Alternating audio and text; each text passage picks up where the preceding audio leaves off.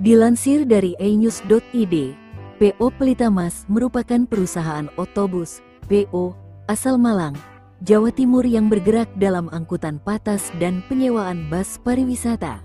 Wilayah yang dilalui mencakup Pulau Jawa, Sumatera, Bali, hingga Lombok. Perusahaan otobus (PO) ini didirikan pada 1975, yang awalnya hanya melayani perjalanan Malang-Madura. Pada 1980-an, PO Pelita Mas mulai melebarkan sayapnya dengan membuka jalur Malang-Surabaya dan sempat punya trayek Blitar-Tulungagung. Sebelum berdiri, Heri Sucipto yang kini menjabat Direktur Utama PO Pelita Mas mengungkapkan bahwa sang kakek merupakan pengusaha bus. Usaha ini dimulai ketika sang kakek hijrah dari Madura ke Malang pada 1960-an. Kakek saya itu pindah ke Malang tahun 60-an. Awalnya itu bermain truk, tapi usaha itu sudah ada di Madura. Tapi dilanjutkan bapak saya saat kakek hijrah ke Malang.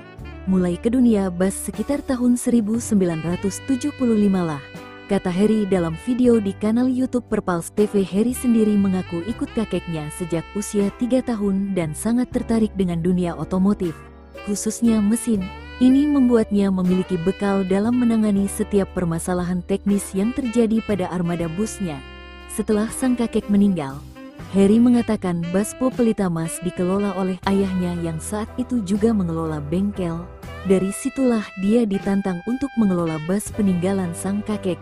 Pada saat saya usia 20-an, bapak bilang, "You berani gak urusin bus?" Saya bilang, "Saya coba." Bapak saya cuma bilang 2. "Kamu kalau nanggung-nanggung gak usah, kalau mau ya serius sekalian." Tapi saya waktu itu lebih konsen di armada. Manajemen kantor saya nggak ikut-ikut, ujar Heri.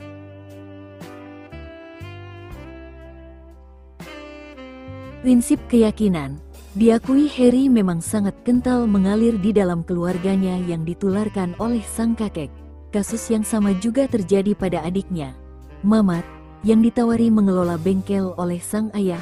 Begitu adik saya lulus, sama kayak saya, sempat dulu diberikan pilihan antara saya dan adik saya. Awalnya sempat pengen saya tukar, tapi jam terbang saya lebih banyak di bus, jadi saya menyerahkannya ke adik saya, ucapnya. Oleh karena itu, prinsip dari sang kakek sampai saat ini dipegang teguh oleh Heri dan akan diwariskan ke keturunannya. Mengingat itu merupakan sesuatu hal yang baik jika ingin usaha tetap bertahan dan berjalan lancar. Kepercayaan, bapak saya kan bilang, "Kamu itu kalau iya, iya, enggak, jika enggak percaya ya jangan, kalau enggak yakin ya jangan." Terus nama, "Hati-hati, itu jangan dari bapak dan kakek saya," kata dia. "Keluarga saya itu yang penting keyakinan.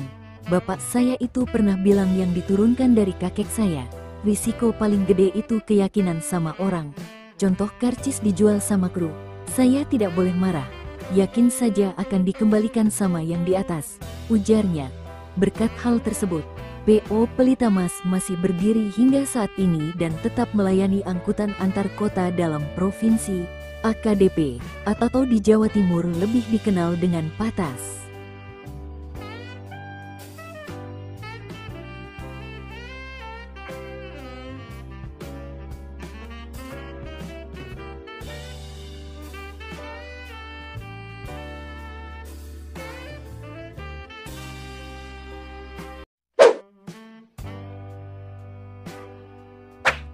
Dilansir dari inews.id, kisah perjuangan pemilik PO Aneka Jaya dari nol hingga sukses seperti sekarang menarik perhatian.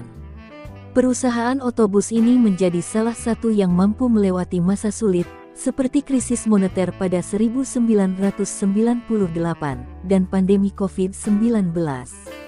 PO Aneka Jaya yang bermarkas di Desa Arjowinangun, Kabupaten Pacitan, Jawa Timur, saat ini dikelola Agus Sumarji sebagai penerus generasi kedua. Agus mulai duduk di kursi kepemimpinan sejak 1975, setelah diminta ayahnya untuk ikut mengurus operasional bis. Dalam video di kanal YouTube Laksana Bis, dia mengatakan saat itu tak boleh melanjutkan sekolah oleh orang tuanya setelah lulus SMA. "Saya lulus SMA tidak boleh meneruskan sekolah, diminta mengurusi bis yang saat itu hanya tersisa 2 unit. Setelah diperbaiki dengan pola pikir saya, semampu saya, mulai dari sopir, kernet, dan sebagainya saya ubah semua, kata Agus dikutip dari kanal YouTube Laksana Bis. Sebelumnya, diakui Agus, sang ayah memiliki 6 bus berkat uang hasil dari berdagang sembako. Bahkan, sempat memiliki truk sebelum akhirnya memutuskan membeli bis karena melihat peluang yang bagus. Awalnya itu dari jual meracangan, sembako, jadi jual beras, rokok, dan sebagainya. Ya, sembako disebutnya. Memang ini awalnya dari orang tua punya 6 bis, saya dulu masih sekolah SMA, ujarnya.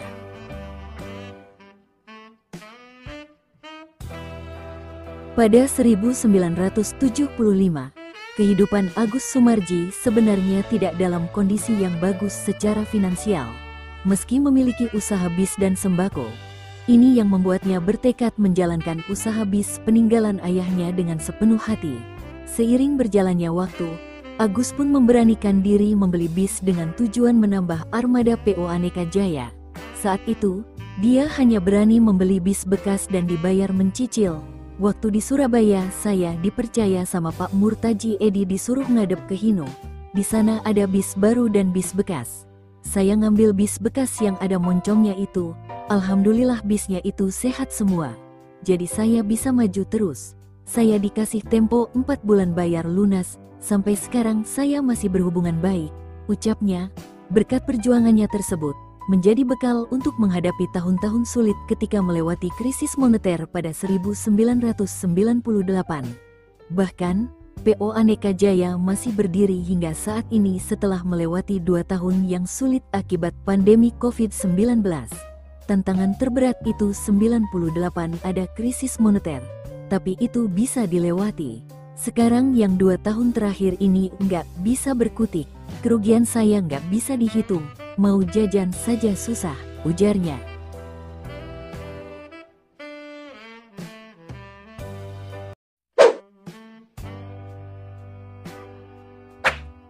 Dilansir dari harianmerapi.com, transportasi bis menjadi favorit dulu hingga saat ini. Namun banyak perubahan bentuk dan fasilitas bis kekinian.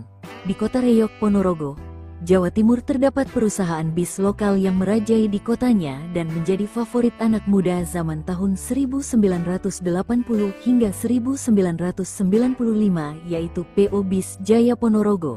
Bis ini legendaris dan memiliki armada yang mengambil trayek jurusan Ponorogo Trenggalek, Ponorogo Madiun, Ponorogo Surabaya, Ponorogo Purwantoro, dan beberapa juga trayek Ponorogo Pacitan.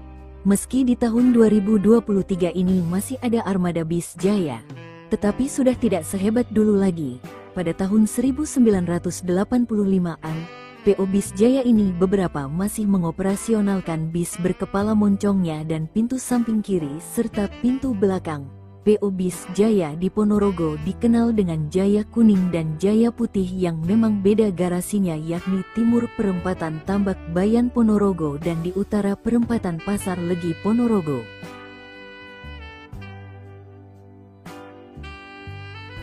Dikutip harianmerapi.com dari esaibook.com, PO Jaya merupakan perusahaan otobis yang berasal dari Ponorogo, Jawa Timur. Armada bis ini tentu sangat familiar bagi masyarakat Ponorogo dan sekitarnya. Di dalam armadanya ini, Bis Jaya ini memiliki 2 jenis armada, yakni Jaya 1 yang berwarna kuning dan Jaya 2 yang berwarna putih. Di Bis Jaya Kuning bisa dilihat dari ciri-cirinya, yakni di bagian kepalanya selalu terdapat warna hijau, putih, merah yang sepintas mirip dengan bendera negara Italia. Kemudian pada kedua sisinya, kiri dan kanan, terdapat corak stiker catur. Lalu bagaimana dengan PO Jaya Ponorogo sekarang ini? Masih operasional dengan model baru yang memiliki ciri khas bergambar dadak merak seni Reyok Ponorogo.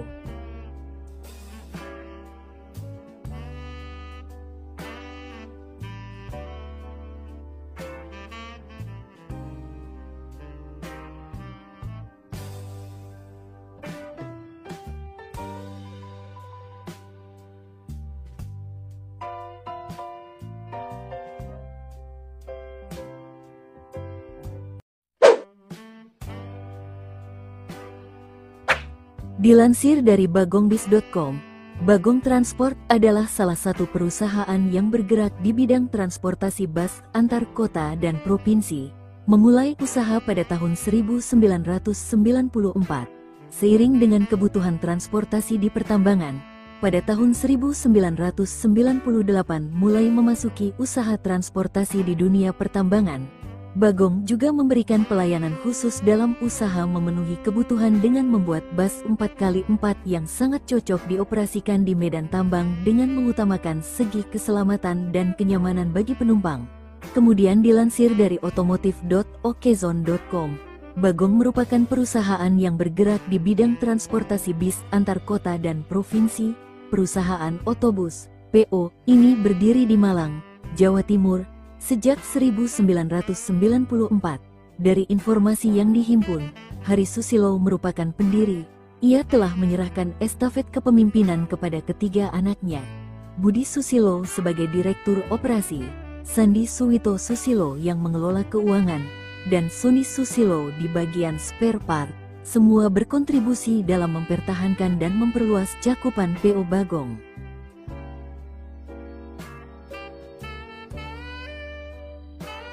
Berawal dari garasi di Malang hingga menjadi salah satu pemain utama di industri transportasi bis Indonesia, PO Bagong sukses melesat.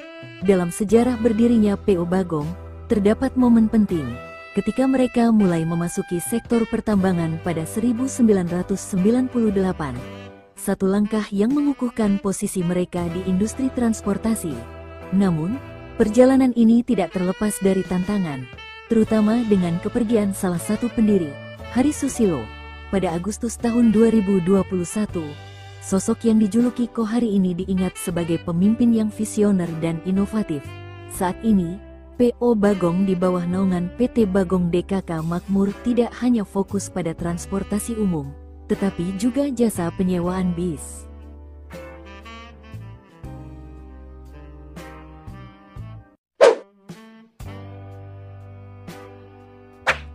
Dilansir dari inews.id, bagi masyarakat kota Surabaya dan Semarang, tentu tidak asing lagi dengan perusahaan otobus PO Jaya Utama.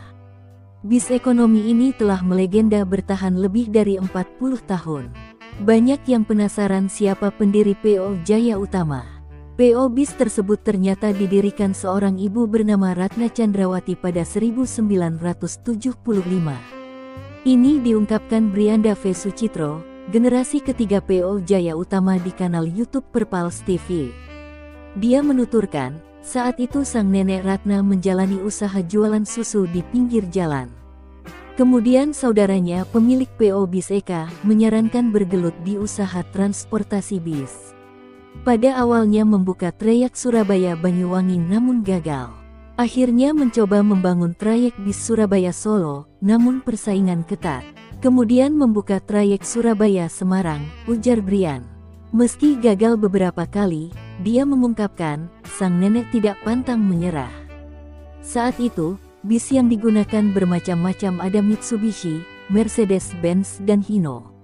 Namun, ini merepotkan dalam perawatan karena spare part terlalu banyak, akhirnya memilih sasis Hino. Usaha dikontrol sendiri mak nenek ke lapangan sampai 2002. Bekerja sendirian kemudian didampingi ayah, kata Brian.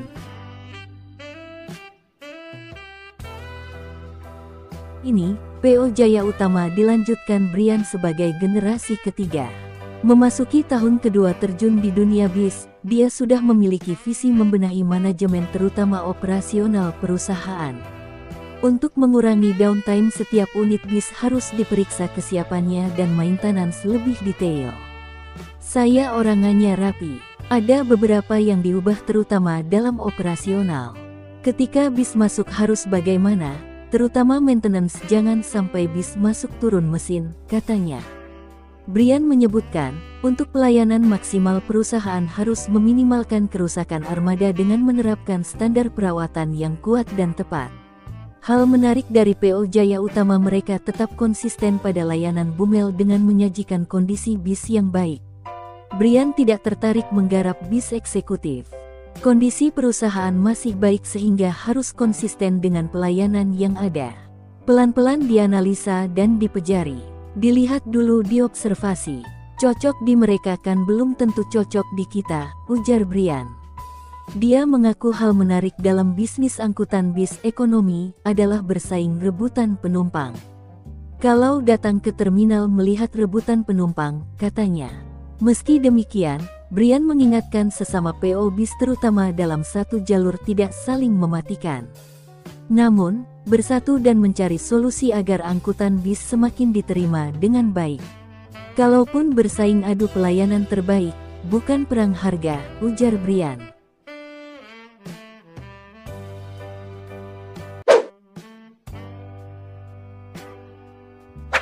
Akas Group berdiri pada 1956 dan sejak 1970-an mereka menjadi salah satu PO bus terbesar di Indonesia.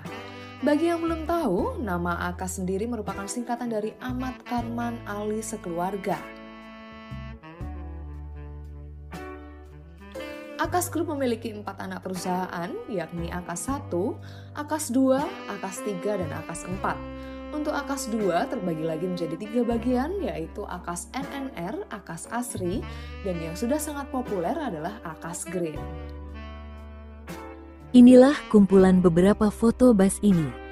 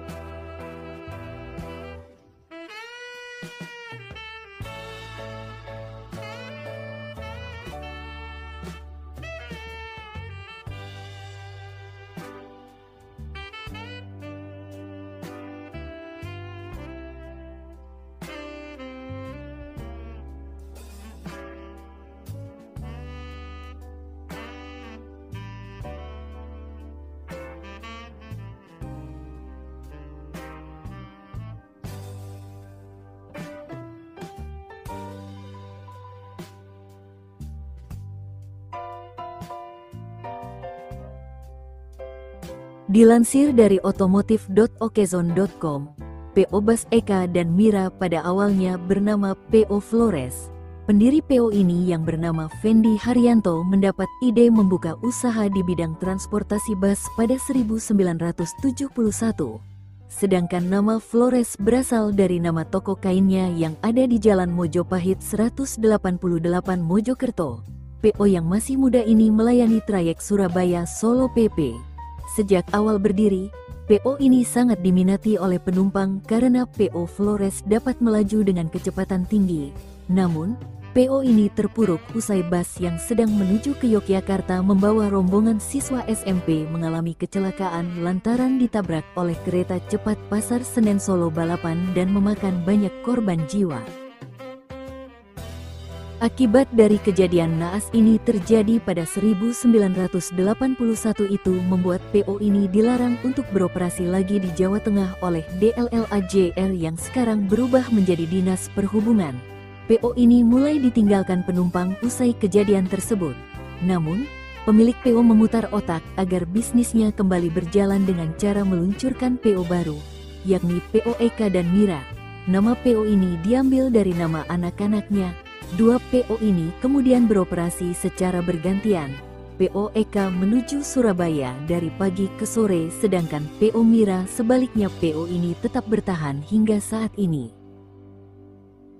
Inilah kumpulan beberapa foto bus ini.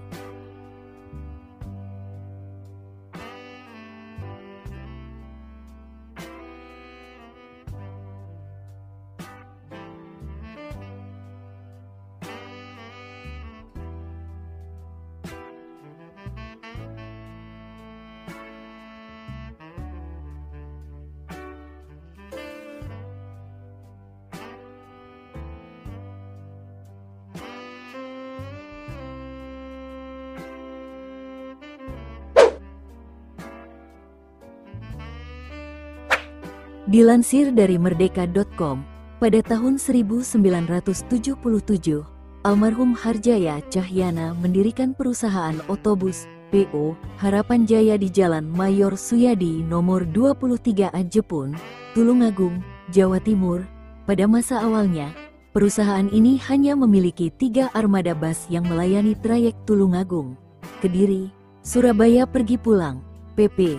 Namun, seiring berjalannya waktu dan semakin banyaknya penumpang yang memilih busnya, PO Harapan Jaya kemudian membuka trayek baru Tulungagung, Jakarta dan kota-kota lainnya di Jawa Timur pada tahun 1993.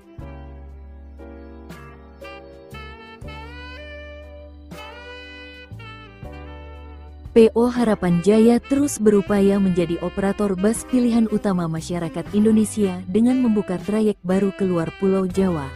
Pada tahun 2017, perusahaan ini melayani trayek dari Blitar ke Lampung melalui Cikarang, Bekasi, Jakarta, Bogor, Tangerang, dan Merak. Setahun kemudian, PO Harapan Jaya juga membuka trayek baru dari Surabaya ke Palembang yang lebih panjang. Perusahaan ini tidak hanya konsisten membuka trayek baru, tetapi juga menjadi yang terdepan dalam hal layanan. Pada tahun yang sama, PO Harapan Jaya memperkenalkan layanan kelas sleeper dan kelas mewah dengan menggunakan bus double decker. Inilah kumpulan beberapa foto bus ini.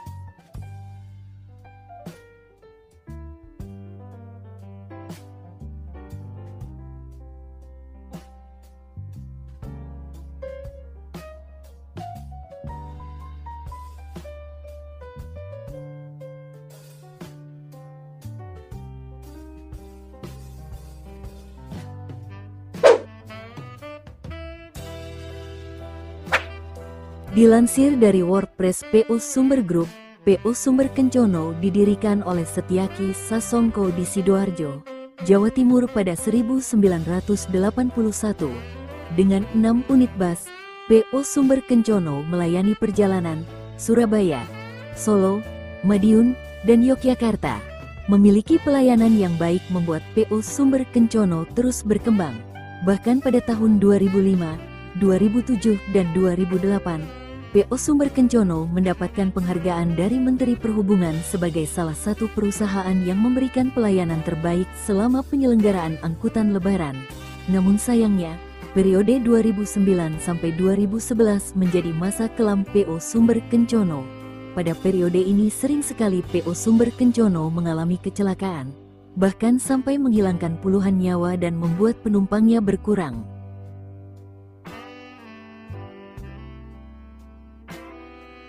Sanksi pengurangan armada sebanyak 40% pun dilakukan selama 1 minggu.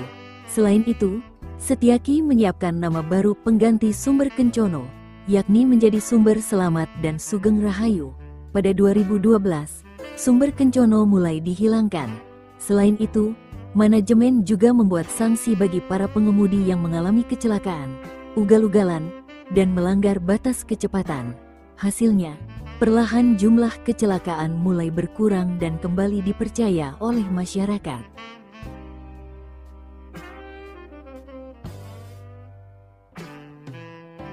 Kemudian dilansir dari detik.com, sebagai pendamping dari Sumber Selamat, pada 2013 diluncurkan bus bernama Sugeng Rahayu. Nama bus ini bermakna sejahtera dan jauh dari musibah. Merek dagang tersebut pun akhirnya dipegang perusahaan tunggal yang memiliki nama legal PT Selamat Sugeng Rahayu. Pada awal operasinya, Sugeng Rahayu pun tidak luput dari insiden kecelakaan. Tanggal 27 Desember tahun 2013, Sugeng Rahayu menabrak sepeda motor di Jalan Raya Perak, Jombang, yang kemudian berimbas pembakaran bus tersebut. pada 2014, Sugeng Rahayu memulai perjalanan patas pertamanya pada rute Surabaya-Yogyakarta. Hadirnya kelas cepat ini bertujuan memberikan kenyamanan bagi para penumpang. Fasilitas yang ditawarkan pun lebih unggul daripada AC tarif biasa. Kelas cepat Sugeng Rahayu juga melayani trayek yang lebih jauh, seperti Surabaya-Yogyakarta-Bandung, Jember-Cilacap, Surabaya-Purwokerto-Bobotsari, dan Surabaya-Solo-Semarang-Indramayu.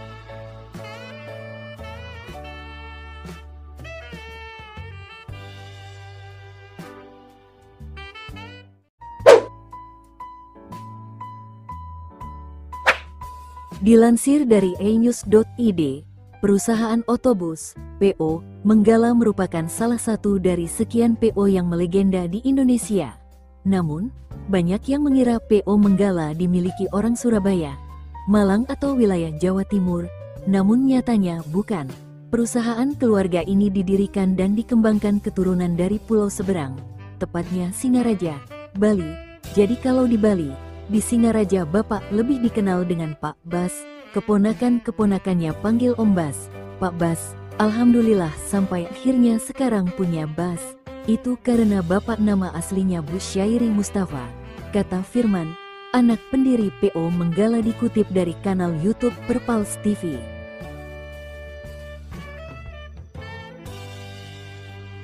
Di balik eksistensi dan kejayaan PO Menggala, ada kisah menarik di belakangnya, di mana PO Menggala saat dikelola anak-anaknya, menurut salah satu anak perempuan Mustafa, Ega yang menjabat sebagai direktur keuangan. Awalnya sang ayah merupakan pegawai negeri sipil, PNS, di Departemen Keuangan. Namun, jiwa bisnis sang kakek yang merupakan pebisnis tulen ternyata turun kepada ayahnya. Ini yang membuatnya tidak nyaman saat menjadi PNS. Pada 1975 dimulai dari satu bus bekas buatan India yang dibeli dari Bandung, Jawa Barat. Bus tersebut dipakai jurusan Surabaya-Banyuwangi. Singkat cerita, akhirnya Bapak resign dari PNS dan konsen di bus. Meskipun awalnya berdarah-darah, kata Ega dikutip dari kanal YouTube Perpals TV. Sementara itu, anak laki-laki Mustafa, Firman mengungkapkan, alasan memilih angkutan orang atau bisnis transportasi bus karena karakter sang ayah yang suka berpetualang dan jalan-jalan. Itu karena ayah orangnya suka mobile. Waktu kecil dulu sekolah SMP udah di Jogja, kemudian SMA sempet di Jember, dan mungkin juga karena sering mengikuti kendaraan dan lalu lalang orang. Mungkin dari situ timbul membuat angkutan orang, ujar Firman yang menduduki Direktur Operasional PO Menggala.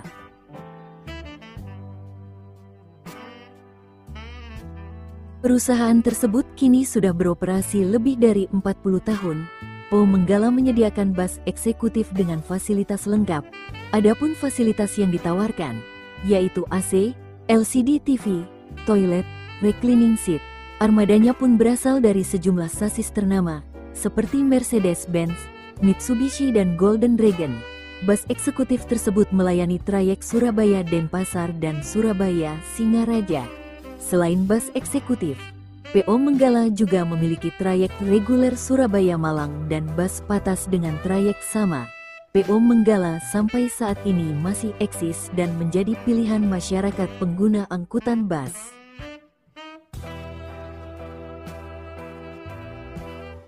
Nah, itulah kisah perjalanan panjang perusahaan bus ini di Indonesia. Terima kasih telah menonton video ini. Buat yang nonton sekali lagi mohon maaf. Bila ada kesalahan di episode kali ini mohon dimaafkan. Dan kalau ada informasi yang salah atau ada tambahan informasi, langsung dibenerin aja di kolom komentar. Semoga bermanfaat, sampai jumpa di next video. Semoga bahagia semua.